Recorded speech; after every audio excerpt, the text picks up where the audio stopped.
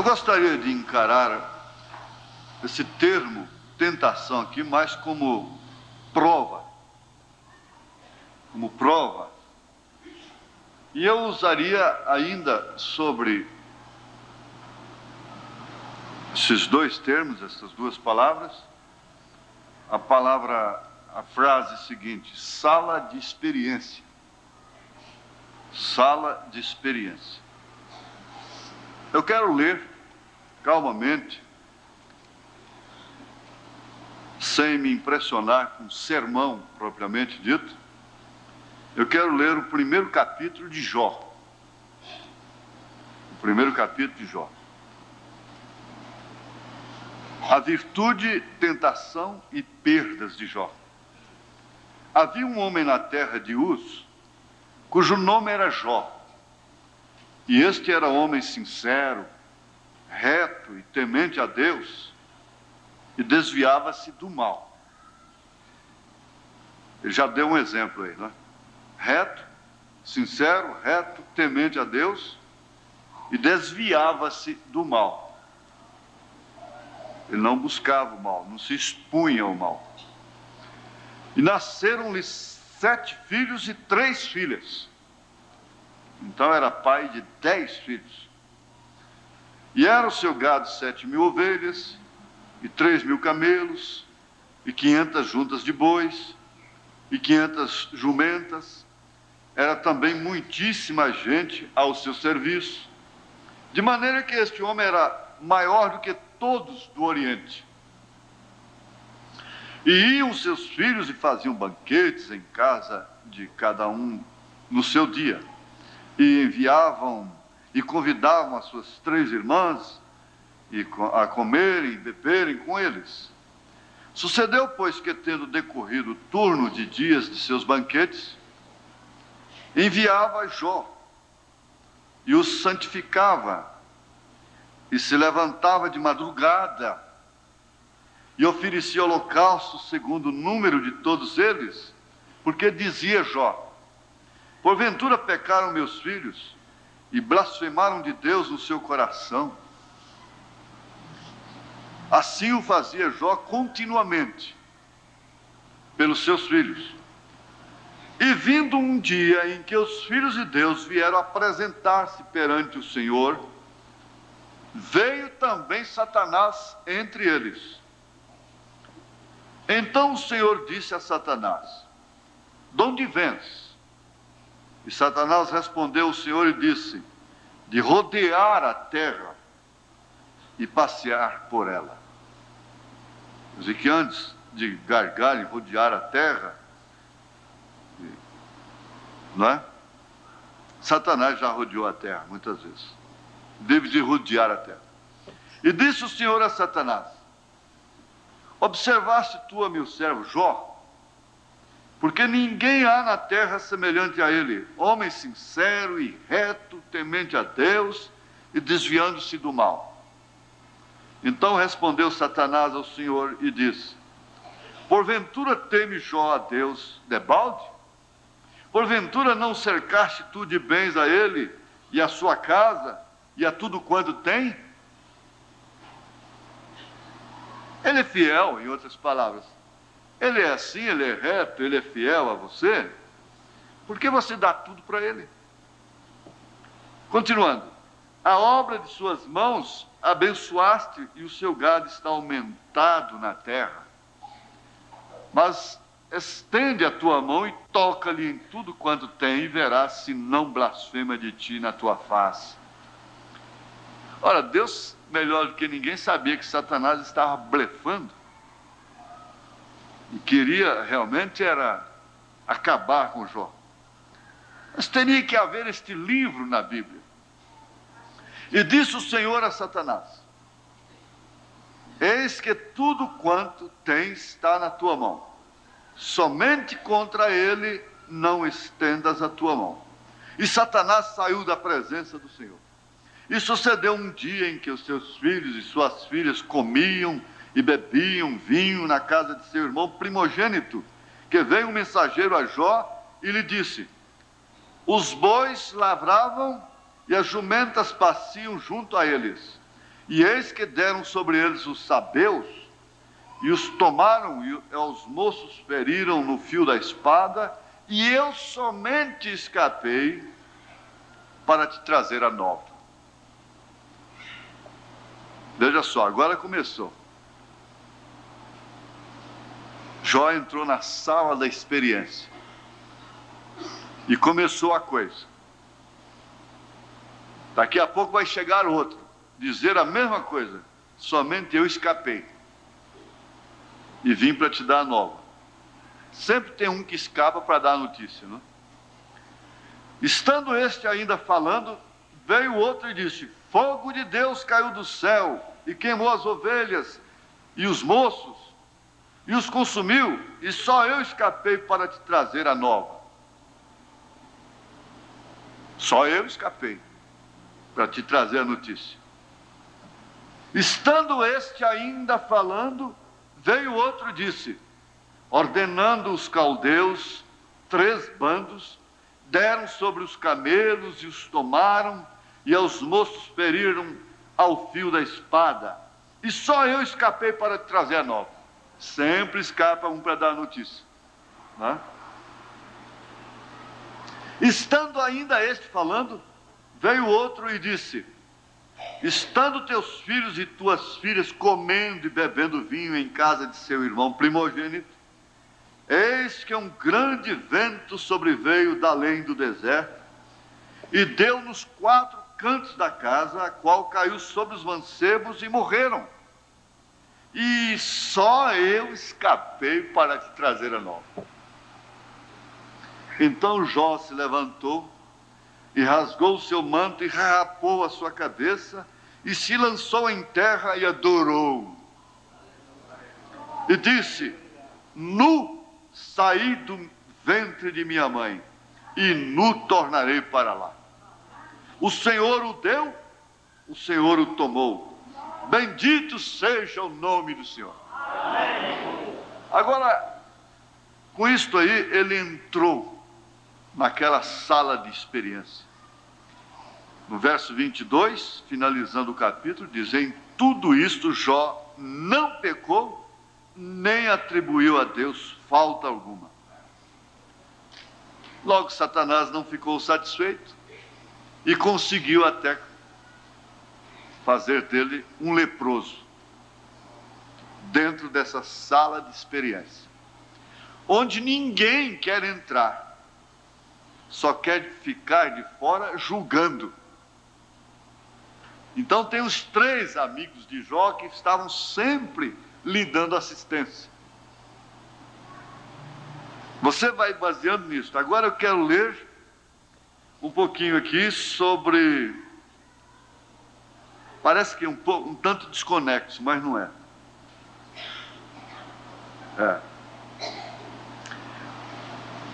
Nesta mensagem, é sua vida digna do Evangelho? Porque eu pus aqui: ter família hoje é uma fornalha, é uma prova, é uma sala de experiência. Nessa mensagem, é sua vida digna do Evangelho? A partir do parágrafo 273, a pergunta da menina, da garota, e disse que depois que a gente casa, ele manda na gente, não é? Ela é engraçada, essa pergunta, mas ela tem um fundamento. Isto aí quer dizer que ela está interessada em saber. Parágrafo 273 da mensagem Sua Vida Digna do Evangelho.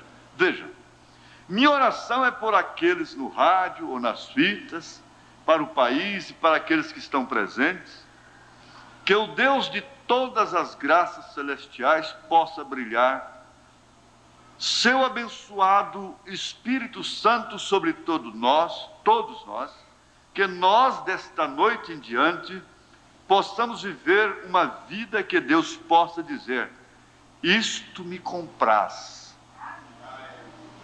isto me compraz. Quer dizer, isto me agrada. Parece que Deus se agradou de ver Jó dentro daquela sala de experiência. Parece que Deus estava satisfeito e se regozijando em ver cristãs, morrendo barbaramente em arenas, queimados, rasgados, da maneira mais impiedosa. Parece que Deus se compraz em ver um cristão sofrendo. Aliás, aí está o segredo, um dos segredos das coisas escondidas nos 7 trovões. O sofrimento do cristão e o seu regozijo no sofrimento. Porque bem sabemos que nós sofremos muitas coisas porque realmente somos cristãos. Porque caso contrário, nós não as suportaríamos. Nós não estaríamos mais debaixo daquela servidão, daquele jugo, daquela cruz. Nós já teríamos nos evadido, saído desta sala de experiência. Quando você vê o garimpeiro pegando ouro, aquele ouro às vezes é preto,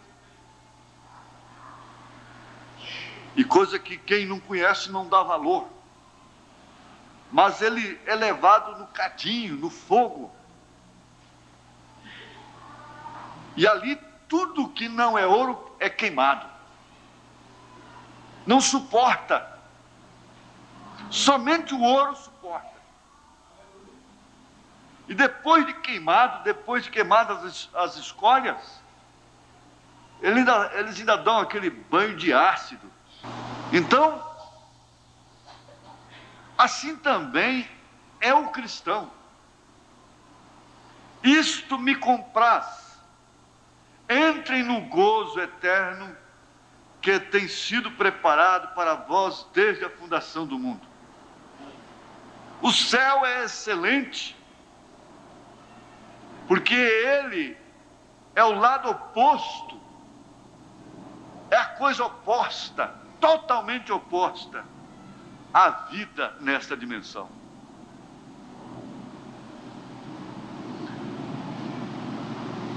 Que o Deus do céu possa enviar suas bênçãos sobre nós. Mas não fica nisso só não.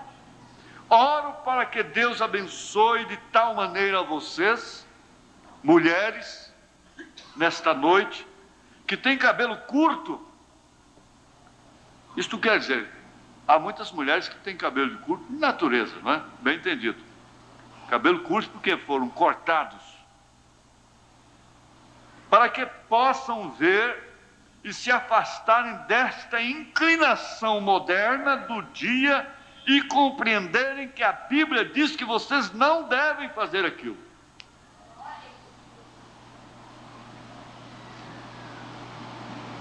Fugir da inclinação moderna é contrair sofrimento, é atrito. É atrito por onde quer que andemos. E se você é culpada de usar roupas imorais, que o Deus do céu possa derramar sua graça em teu coração, para que você nunca mais possa fazer isso outra vez.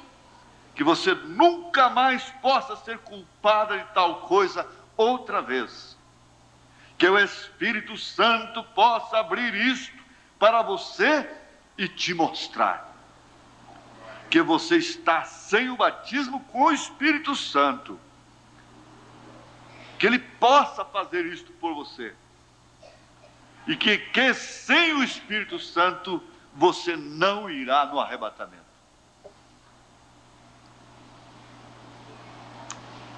Nós estamos ouvindo aí não entre por este caminho. Hoje ouvimos: o teu inimigo vai te pegar. Aí ele continua: a aflição da família.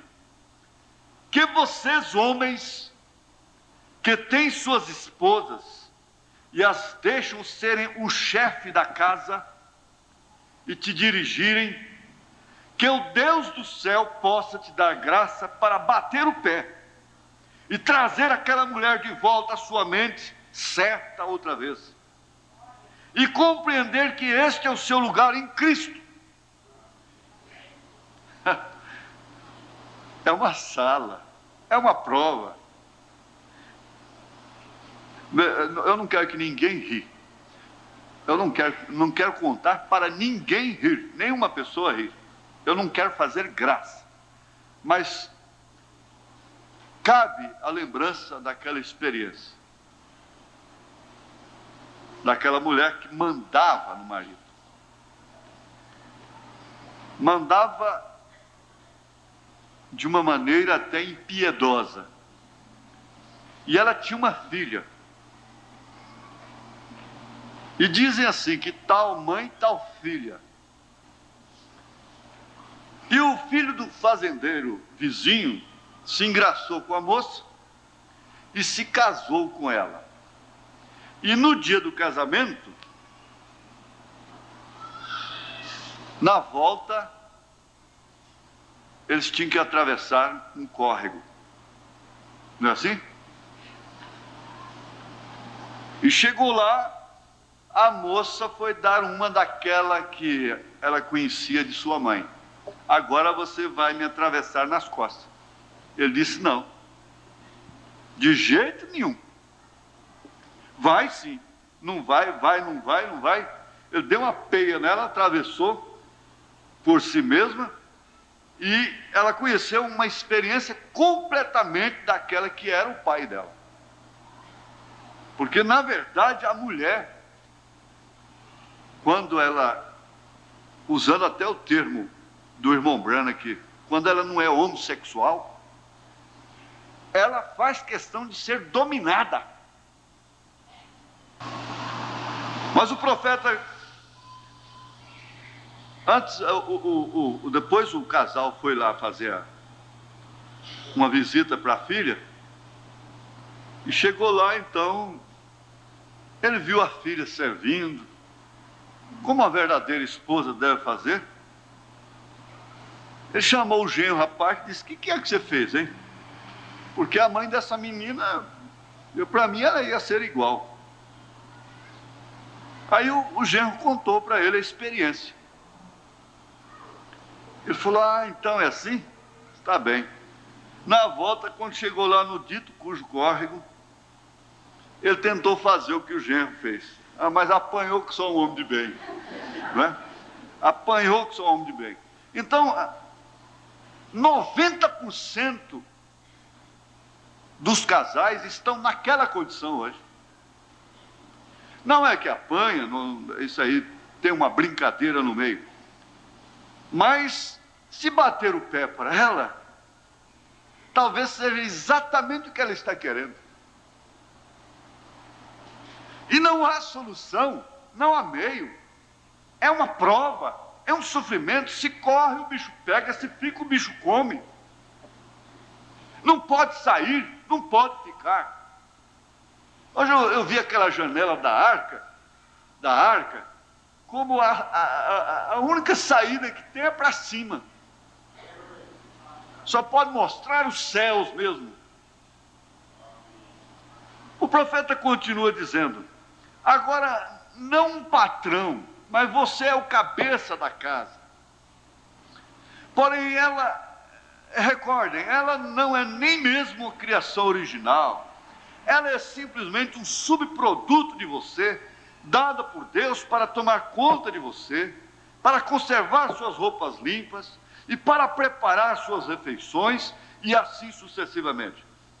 Vocês, mulheres americanas que saem por aí com as suas faces pintadas e seus narizes empinados para cima, Se chovesse, vocês se afogariam. E pensam que são algum tipo de ditadoras. Vocês são uns efeminados, mas não verdadeiros filhos de Deus. Isto é certo, que Deus possa dar a vocês, homens, graça como filhos de Deus, para barrar toda a falta de senso com isto. Isto é certo. Que Ele possa te dar graça para jogar fora aqueles cigarros e parar de ouvir piadas imundas. Piadas imundas. E parar de ouvir piadas imundas. Toda esta falta de senso.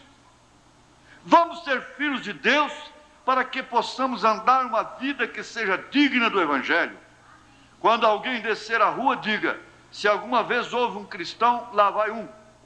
Lá vai um através de quem Deus mostra exatamente a si mesmo. E aquele homem é um verdadeiro cristão. E se alguma vez houve cristão, você pode pensar que ela parece antiquada. Ela é uma dama genuína. Aí está. Seja um cristão honrado, pois nós somos forasteiros aqui. Este não é nosso lar. Nosso lar é lá em cima. Somos filhos e filhas de um rei, do rei. Que nossas vidas possam ser uma vida de honra, que possamos viver aquele tipo de vida para então se chamar cristão, porque você está somente trazendo opróbrio sobre a causa, sobre sua família, sobre seus filhos. Opróbrio.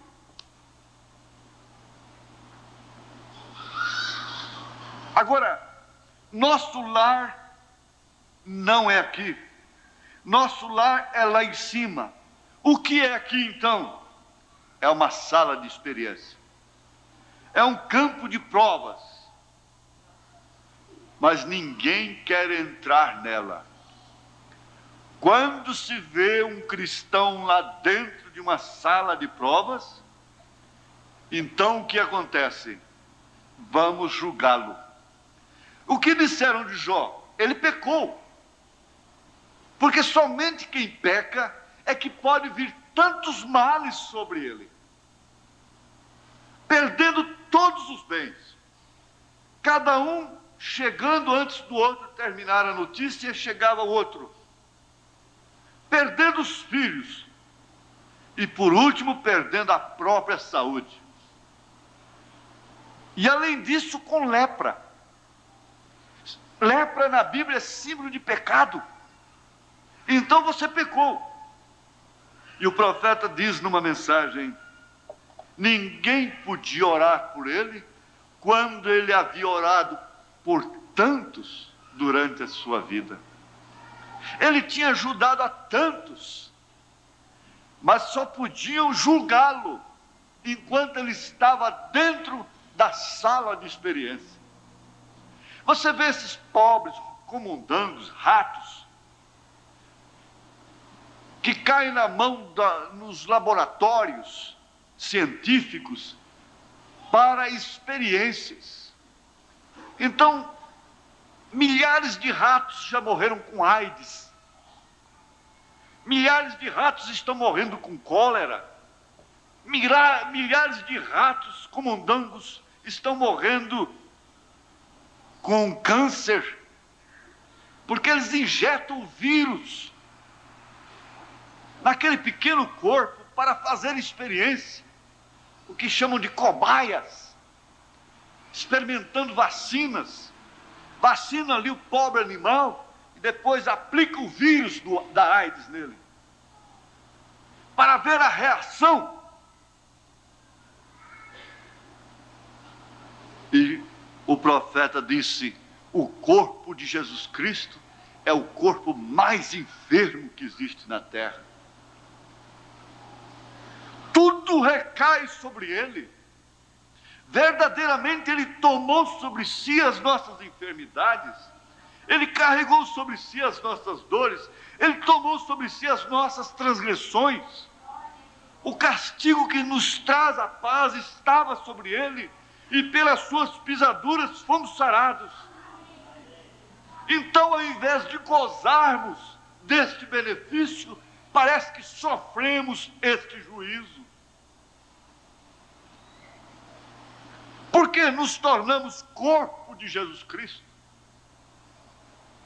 E o corpo de Jesus Cristo é predestinado para sofrer aqui na terra.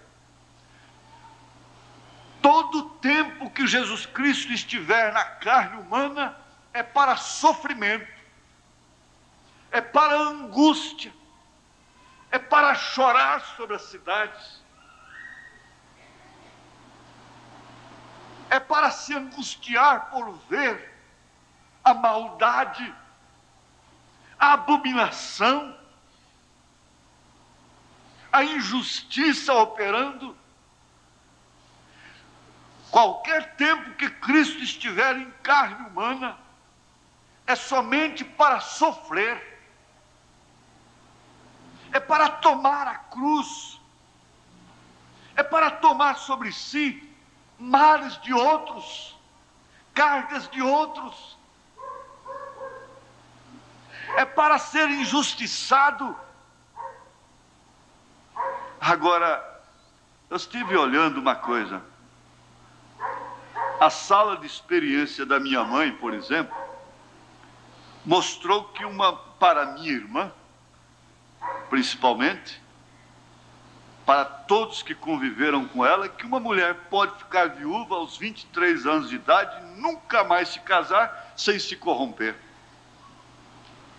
Mas ela passou por uma verdadeira sala de experiência. Aí então parece que eu vi cumprido isso aqui, o que o profeta diz. Isto me compraz. Entre no gozo eterno que tem sido preparado para você desde a fundação do mundo. Então o que me disse ela quando morreu? Naquela visão, quando os anjos iam levando-a, ela disse: não chores por mim. Sorrindo. Ela havia saído dessa sala de experiência, de teste do seu espírito. Foi testada de todas as formas, de todas as maneiras, sem negar a sua fé. Buscando a Bíblia, nós encontramos que Abraão teve uma sala de experiência tremenda. Gente, um homem que amou tanto a Deus e que teve tanta experiência com Deus e que comeu com Deus pessoalmente. Abraão comeu com Deus. Você já pensou isso? Comeu com Deus. Deus chegou a Abraão, Elohim. Ele chegou lá com mais 2 anjos, em forma humana, com os pés sujos de poeira. Quando Abraão olhou para aqueles 3 varões, ele disse: meu Senhor. Ele teve uma revelação tão tremenda que ele não falou meus senhores, ele falou meu Senhor. Abraão nunca creu em 3 pessoas distintas. Mesmo vendo 3 pessoas, ele distinguiu a única que é Deus. Os outros 2 eram anjos que foram para Sodoma e Gomorra. E ele teve uma revelação tão tremenda que ele comeu com Deus, amigo de Deus, que lavou os pés de Deus, que matou novilho para Deus, mas caiu numa experiência de fé. Deus não lhe deu filho enquanto ele podia ter filho. Deus não abriu a madre de Sara, sua esposa, enquanto ela podia, pela razão, pelos sentidos, pela lei biológica, pela biologia que o próprio Deus criou. Enquanto ela podia, Deus não lhe deu. Parece que o homem nasceu para ser testado. O homem nasceu para ser um exemplo. O homem nasceu para deixar alguma coisa de fundamento. Fundamental. Não há três pessoas. Mesmo quando ele viu três, ele falou no singular: meu Senhor. Fundamental. E ele então deixou uma característica perfeita, fundamental para a igreja, que é a fé. Na sua sala de experiência, foi-se encontrado o fundamento dos apóstolos e dos profetas. Pode-se dizer, naquele laboratório foi encontrado o elemento básico, o sustentáculo da igreja do Senhor Jesus Cristo durante todos os séculos, todo o tempo que ela estivesse aqui na terra. É de se raciocinar. O que foi que extraiu dali? Foi a vacina contra a paralisia infantil. O que foi? Caiu os cabelos, ficaram calvos, lutaram dia e noite, até descobrirem vacinas, isto é aquilo, contra aquilo outro, antídoto para isso, antídoto para aquilo. Está bem, mas ali estava o cientista Abraão, o instrumento Abraão, dentro daquela sala, e não adiantava ninguém querer entrar lá. Sara quis entrar e disse: eu te dou uma criada, ela se chama Agar, então ela terá um filho no meu colo, e esse é seu filho, esse é nosso filho. Não adianta. Teria que haver mesmo, de fato, ali, um resultado fundamental para a igreja, que se chama fé. Ela está ali. Ela está ali embaixo, não está em cima. Ela está naquele quadro. E ela foi tirada dali. E você vê que quando o Espírito Santo inspirou Hebreus 11, você só lê isto pela fé, pela fé, pela fé, pela fé, pela fé, e vai assim até o fim do versículo do capítulo. Pela fé Abraão, pela fé Moisés, pela fé Isaac, pela fé Abel, e assim até pela fé. Sem fé nós seríamos os mais miseráveis dos homens. Homem que não tem fé é um incrédulo.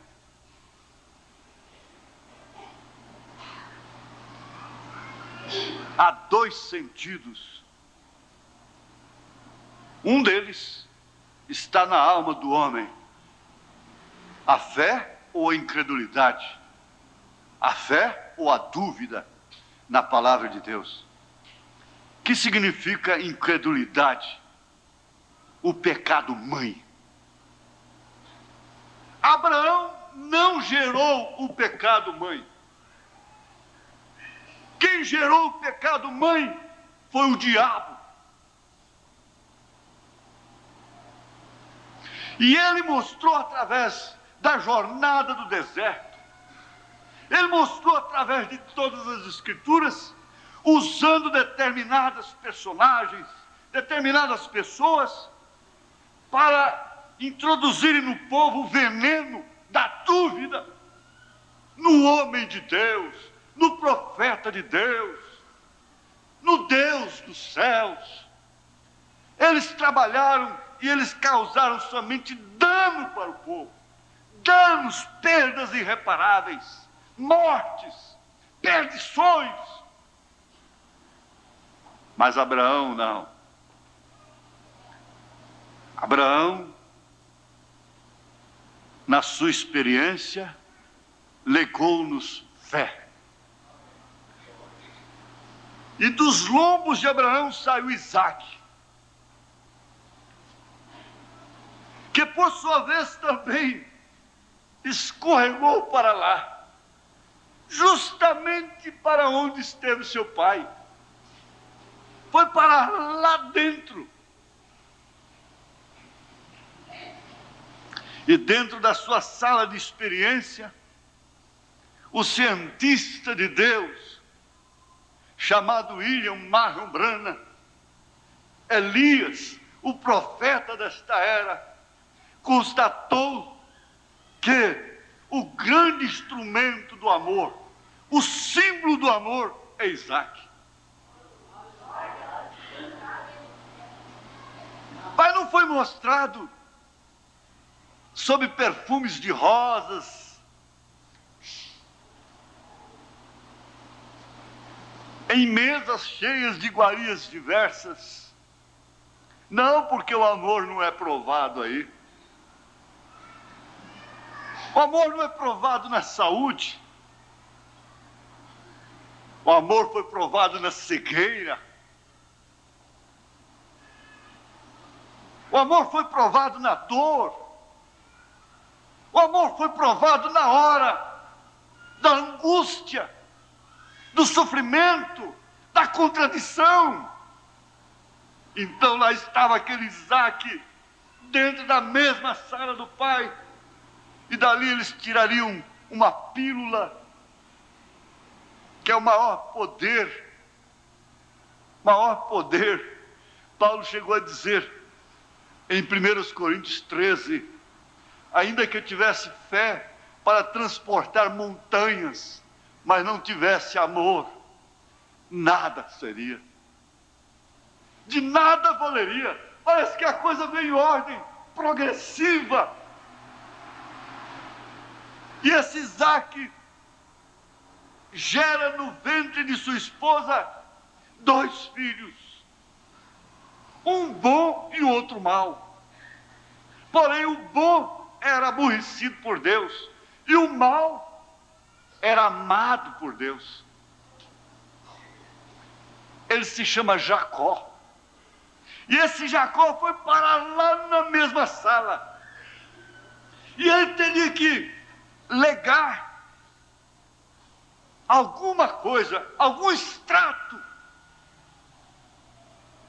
que realmente caracteriza Deus naquela especialidade. Alguma vacina, algum poder do alto.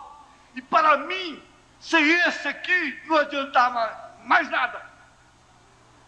Graça. Graça. Ah, foi graça, sim. Graça, favor imerecido, que tirou Jacó das suas trapaças, dos seus negócios de esperto, lá do Vale de Jaboque, lá da sua sala de experiência, perdendo seu filho, e depois vendo toda a sua descendência caminhando para o Egito, circunstancialmente. O que foi extraído dali? Graça. Graça, sublime graça. Sem graça, sem a graça, nós já teríamos sido consumidos. Sem graça, Maria Madalena estaria no inferno. O ladrão crucificado estaria no inferno. Sem a graça, não teria ninguém salvo. E o diabo seria vencedor sobre Deus. Mas como que o diabo pode vencer Deus? Quando e como? Nunca!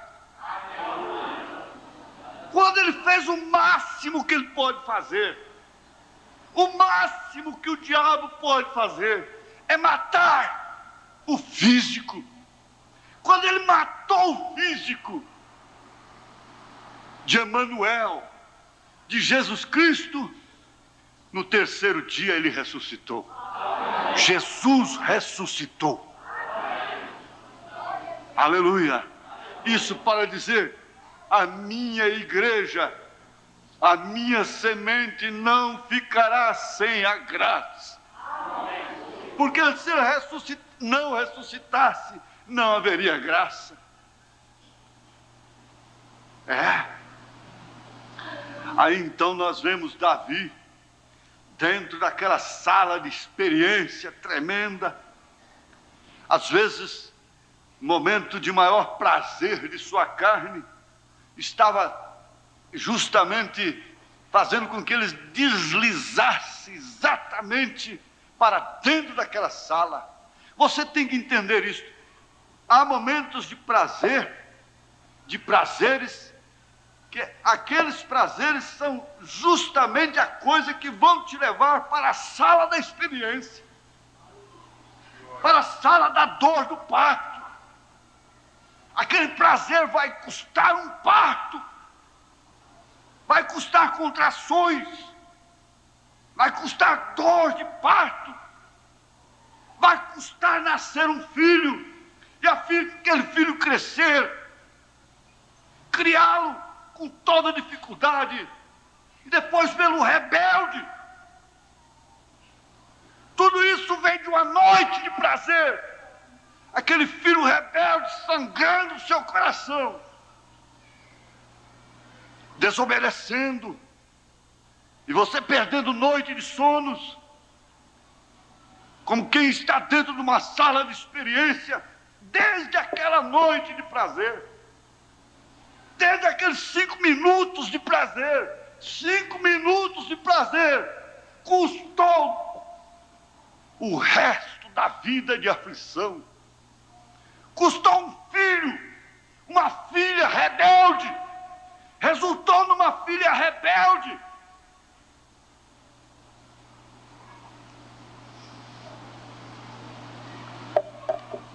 Dentro de milhões de genes, um deles foi escolhido para ser ela, naquele ápice de prazer. E aquilo custou uma sala de experiência para o resto da vida.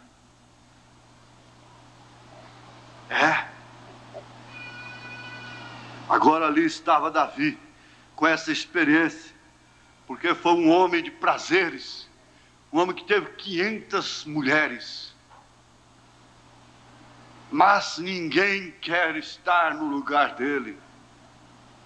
Ninguém gostaria de estar no lugar dele. Qualquer homem mulherengo gostaria de estar no lugar de Davi. Em determinados instantes, em determinados momentos, em determinadas circunstâncias, etapas de sua vida, mas não queriam, ninguém gostaria de estar no lugar de Davi. Naquela hora em que o seu prazer com Betseba levou o profeta na sua casa. E a sequência dos fatos. Mas isso tudo era para quando ele chegar lá e contar aquela história, fazer aquela parábola para Davi, que um homem tinha 500 ovelhas, enquanto um servo seu tinha só uma ovelha, e que aquele homem que tinha 500 ovelhas, aquele senhor, pegou a ovelha daquele servo, matou aquele servo, tomou a sua ovelha. Davi era um homem justo, um coração segundo Deus, levantou, rasgou suas vestes em sinal de protesto e disse: esse homem tem que morrer. Com aquilo ele estava lavrando a sua própria sentença. E o profeta levou o dedo nele e disse: esse homem é você.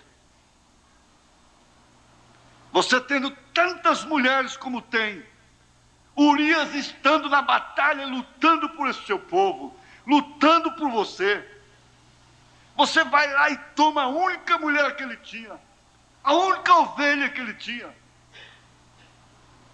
Mas ele próprio, o próprio profeta de Deus disse: certamente não morrerás, mas você vai entrar numa sala de experiência por causa disto.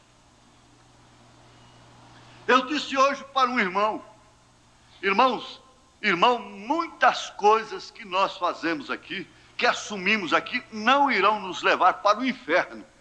Mas tem uma coisa: prepare-se para purgar aqui na carne.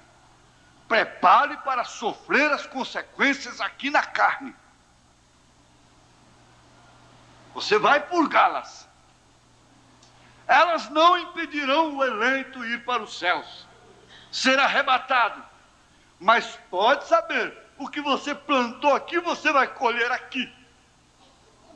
Você planta injustiça com o filho alheio, com a filha dos outros, você vai colher dentro de sua casa.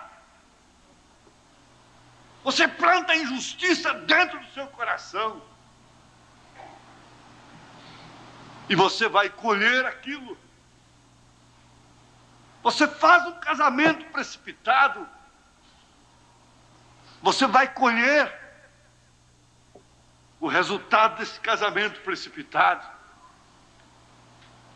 Você deixa os seus sentimentos serem zombados, chantageados, mas fique sabendo, você vai colher na carne. Isso é a verdade. Nós estamos aqui para olhar no espelho.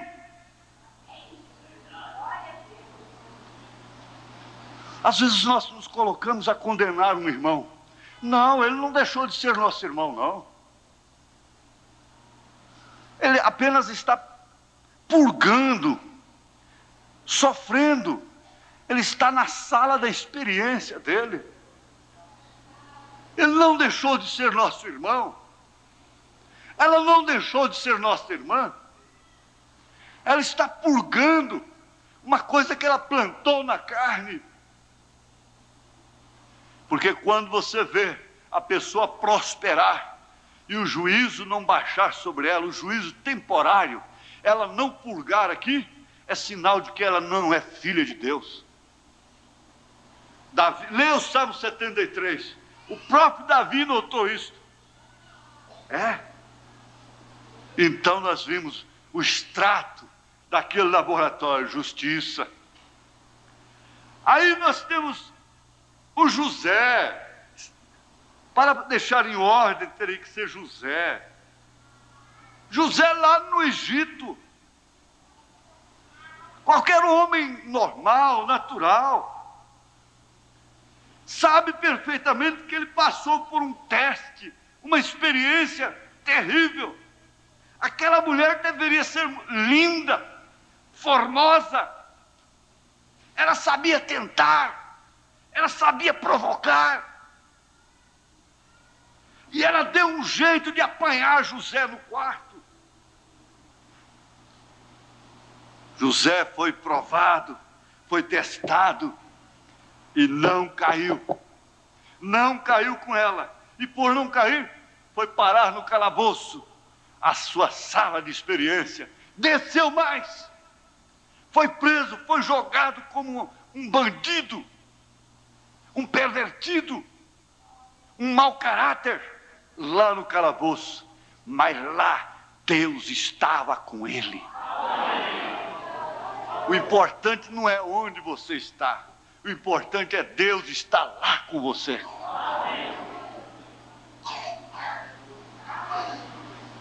Não são todos que são levados entre as almas encarceradas hoje?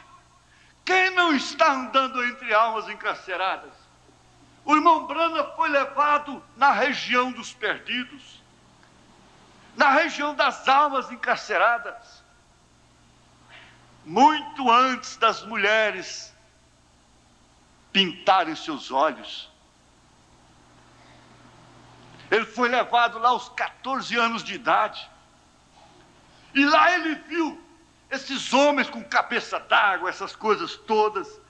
E isso tudo que você está vendo hoje. Ele viu aos 14 anos de idade. Ele foi levado lá.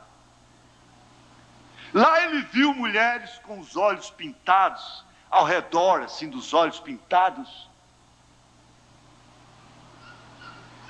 Depois de muitos anos, quando ele viu a primeira mulher pintada daquele jeito, ele disse: olha, eu posso orar pelas pessoas. Coitada, ele ficou com dó dela, que aquilo seria uma doença. Mas aí, logo ele viu outra. E o irmão que estava com ele disse: não, isso aí agora é moda, é coisa que soltaram aí. Então ele se recordou que ele tinha visto aquilo lá no inferno. Ele foi levado no inferno. Ele foi levado na região dos perdidos, para ver antes do fim de tudo, ver as mulheres que cortam seus cabelos, pintam suas faces, seus olhos, suas unhas, e andam vestidas dessa maneira lá no inferno. Ele disse que é o gemido mais horrível que já ouviu na vida dele. Ele disse: eu não quero que nenhum inimigo meu vá para aquele lugar. Eu não quero que o pior inimigo meu vá para aquele lugar. Ele disse: faça tudo para não ir para aquele lugar. E hoje ela está dentro de sua casa. Ela está na sua penteadeira. Está no seu quarto.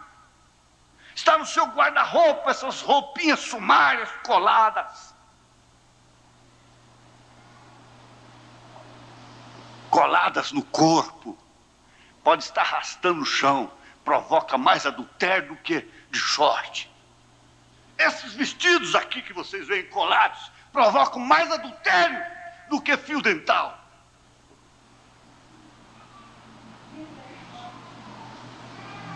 Isso ele viu tudo lá, mas ele não pôde fazer nada. Ninguém pode fazer nada. Pode passar um filme mostrando o que é o inferno. E as pessoas ainda querem ir para lá. Por causa de um pequeno momento de prazer. Por causa de uma sensaçãozinha que troca uma eternidade. Mas o José não quis isso. Para deixar o quê? Um extrato da ciência de Deus. Fé, virtude, conhecimento, temperança, paciência, piedade, amor fraternal. O extrato da ciência do Deus Todo-Poderoso. Se o homem tem um laboratório aqui, que pode fazer pílulas, que pode fazer vacinas, Deus não tem o seu laboratório? Tem sim. Ele aqui, Abraão, Isaac, Jacó, Davi, José, Jó, Brana, Jesus, você, eu, nós, todo o corpo de Deus na terra. Sala de experiência para cada um. Mulheres novas passando por experiências, testes, sofrimentos, angústias. Jó passou por tudo que você conhece, por tudo que você já leu. Males que ele não buscou, ele não foi na fronteira buscar, ele não foi na televisão pegar aqueles espíritos. Ele não foi nas revistas buscar aqueles espíritos. Ele não foi em clubes buscar aquele espírito. Ele não foi em diversões mundanas buscar esse espírito. Ele era um homem que levantava de madrugada e orava pelos seus filhos, e oferecia sacrifício pelos seus filhos. E era um homem sincero, era um homem honesto, reto, temente a Deus, e desviava-se do mal. Mas Deus permitiu que ele fosse jogado naquela sala de experiência, coçando o seu corpo, a sua lepra com caco de telha. Que Deus é este, diz um crítico alemão, que Deus é este que se compraz, que se apraz em ver esse povo dele morrendo, queimado, em ver um Jó em pura ferida.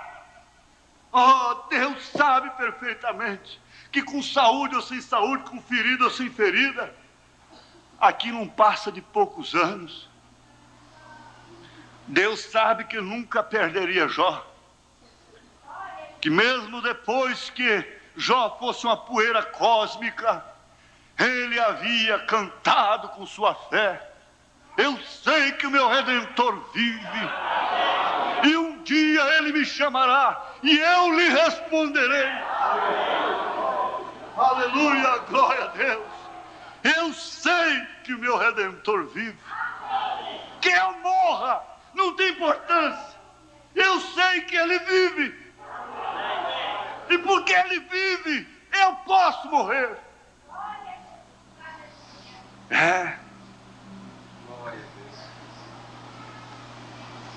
Você pergunta, por que eu estou passando por isso? Eu sou meio filósofo, meio poeta, certas horas. Estava pensando assim, escute, não olhe o que eu tenho. Pensando assim, aquelas pessoas que vivem murmurando por causa do que os outros têm. Por causa da casa que o outro tem, por causa do carro que o outro tem. Disse, não olhe o que os outros têm. Olhe o que os outros não têm e que você tem. E assim não murmurarás. Nunca murmurarás. Não olhe, não fique olhando. Não fique espiando o que os outros têm. A minha mãe me batia, me corrigia, porque nós éramos pobres. Mas ela não queria que eu estivesse na casa de meus parentes espiando na hora de comer. Venha comer com sua mãe o arroz pilado, o feijão, o que tiver aqui em casa, mas não fique lá espiando. Coma o que você tem, minha filha. Coma o que você tem. Não fique com inveja dos ímpios. Não coma dos outros, não fique com inveja dos ímpios. Não! Coma o que você tem. O que você tem é o pão dos céus, é a mensagem do dia, é a palavra eterna, é o quinhão de Deus, é o maná que desceu dos céus. Israel ficava lembrando da comida do Egito, com saudade.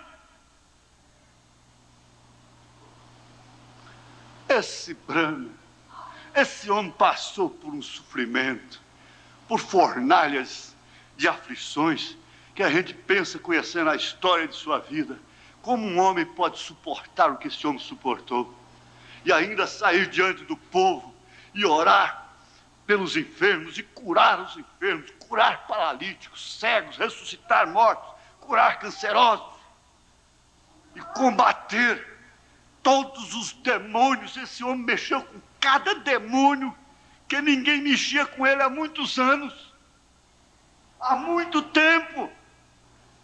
Ele mexeu com tudo, ele embolou tudo, ele mexeu com tudo quanto é demônio.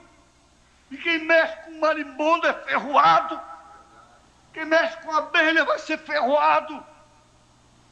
Ele ficou cheio de ferrões. O diabo se jogou contra ele, matou sua esposa, matou seu pai, matou seu irmão, matou sua filhinha. E depois disso agora abandona esse Deus, porque esse Deus cura os outros, mas não cura a sua família. Ele não gosta de você. Sala de experiência. Ele disse exatamente como Jó disse: Deus deu, Satanás. Deus tomou. Deus deu. Deus tomou.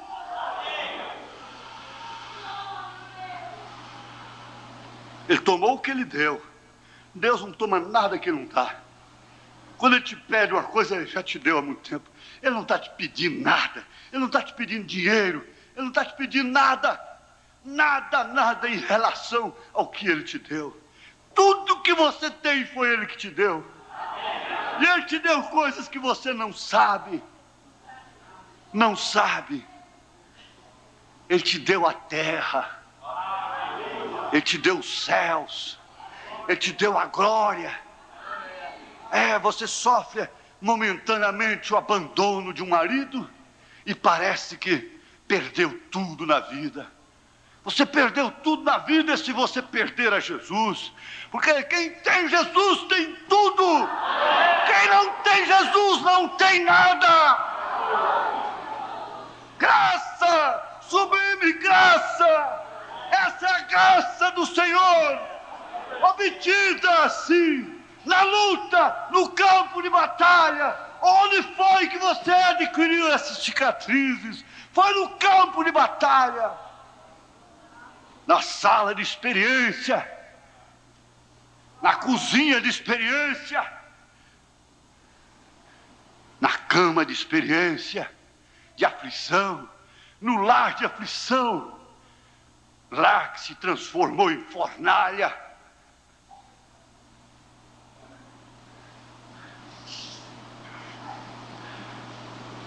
Aleluia. Você sabe uma coisa? Que desse forno, dessa fornalha ardente, dessa sala de experiência de William Branham, saiu tudo isso: fé, amor, graça, justiça, perfeição, paciência. Saiu tudo isso: fé, virtude, conhecimento, temperança, paciência, piedade e amor fraternal. Sabe por quê? Jesus trouxe tudo isso e nós estamos vivendo na plenitude dos tempos. Lutero não podia trazer tudo. Lutero trouxe apenas a justificação pela fé. Wesley também não podia trazer tudo.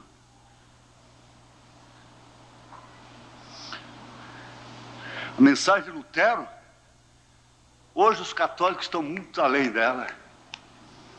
Ela já ficou para trás. O maná de ontem apodreceu. Agora está aqui, desse laboratório de Elias, do profeta desta era, quando estamos vivendo a plenitude do tempo, e saltando os apóstolos, profeta, Paulo, o sofrimento de Paulo, aquela coisa toda do Novo Testamento, para resumir o tempo. Tudo isto: fé, amor, graça, justiça, perfeição, paciência. Tudo isso se obtém na mensagem do profeta desta era. Porque ela mostra Jesus Cristo que passou. Ela retrata, ela introduz, ela vivifica, ela manifesta, ela revela. Essa mensagem revela o Cristo vivo, que Cristo vive em você. Se Ele vive em você, você sofre as mesmas aflições de Cristo. É a linguagem de Paulo. Você sofre abandono injusto. Você sofre dores injustas. Você tem prejuízos morais, materiais.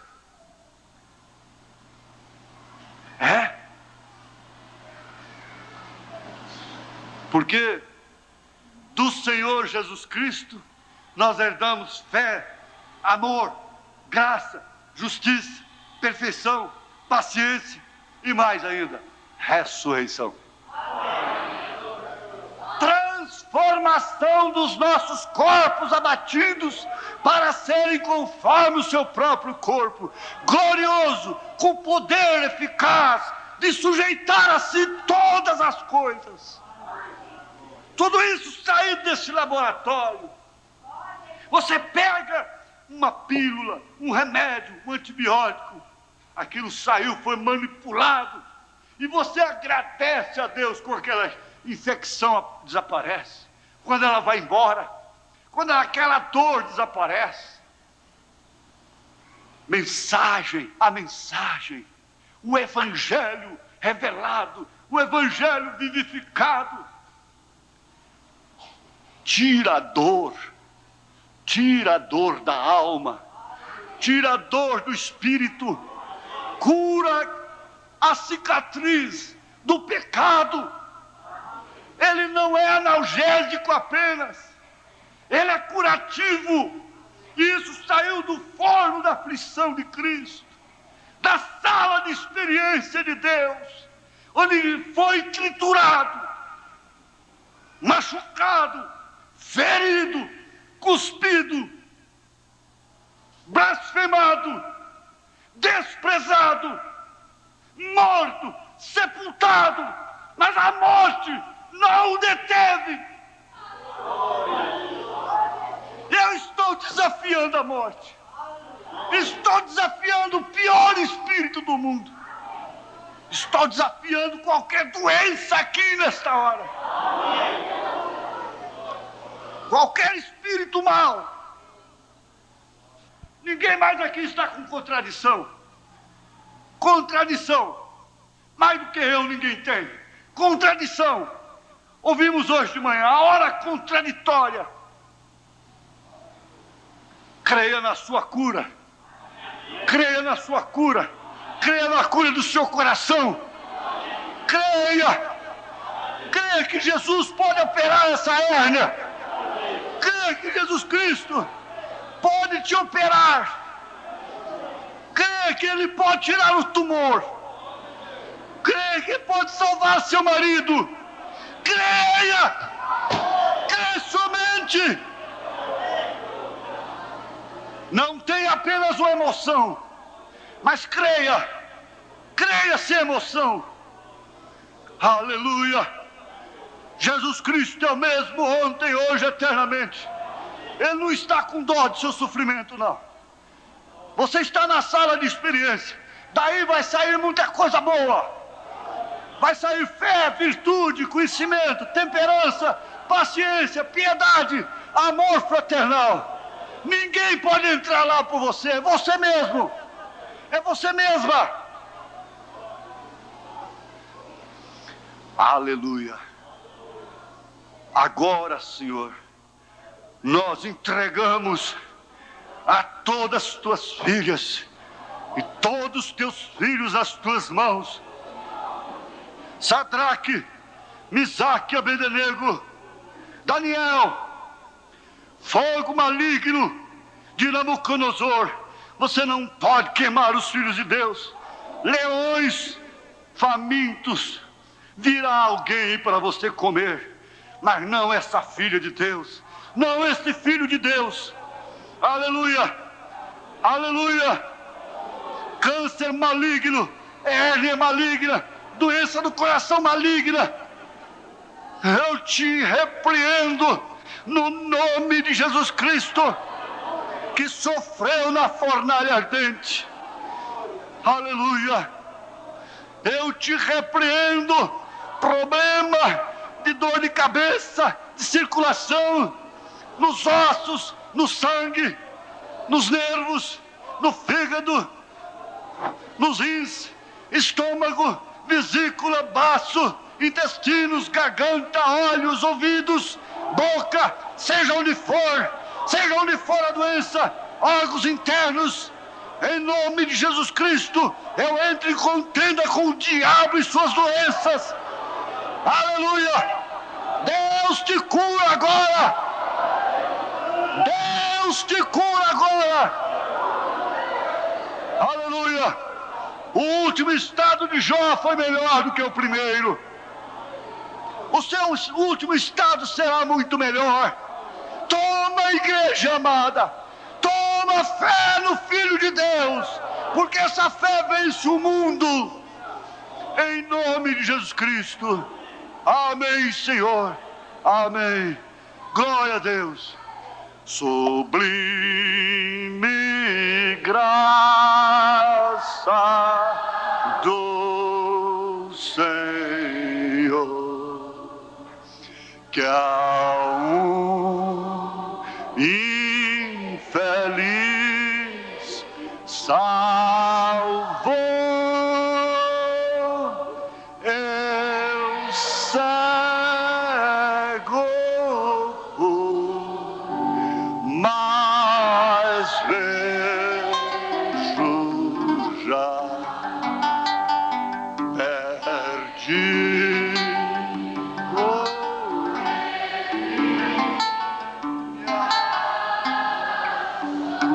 Aleluia.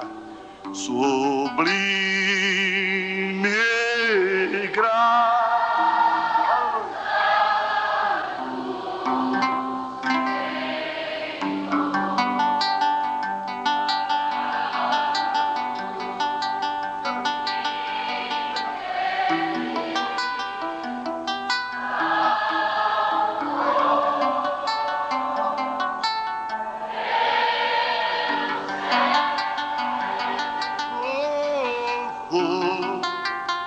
Mas vejo já, perdido, ele me achou. Aleluia, glória a Deus, aleluia. Você vai pensar, essa é a minha sala de experiência. Disso aqui vai sair algum extrato. Vai sair graça, vai sair virtude, vai sair alguma coisa aqui. Aleluia! Aleluia!